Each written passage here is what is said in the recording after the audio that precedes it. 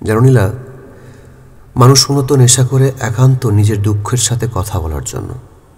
মানুষ নেশা করে আনন্দের জন্য নয়, বরং একান্ত নিঃসঙ্গ মুহূর্তে নিজের দুঃখের সাথে একটু নির্ভর কথা বলার জন্য, একটু নির্ভয়ে কথা বলার জন্য।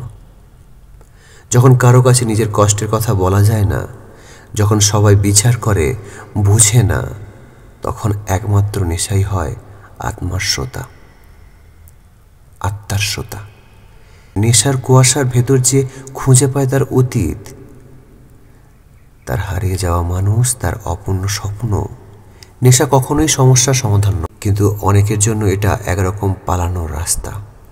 সাময়িক ক্ষণের জন্য হতেই পারে, নেশা কেটে গেলে তুমিও কেটে যাবে।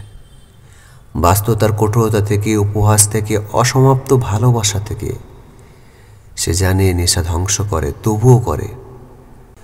কারণ ক্ষণিকের শিখরে সে একটু নির্ভর থাকতে পারে, একটু চুপচাপ কাঁদতে পারে নিজের কাছে।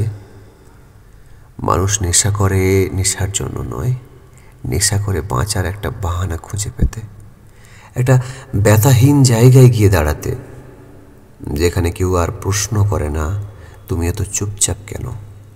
তাই বলি, কাউকে দেখলে নেশাগ্রস্ত আগে জানতে চাও সে কি ভুলে থাকতে চায়, না সে কাকে মনে রাখতে চায়।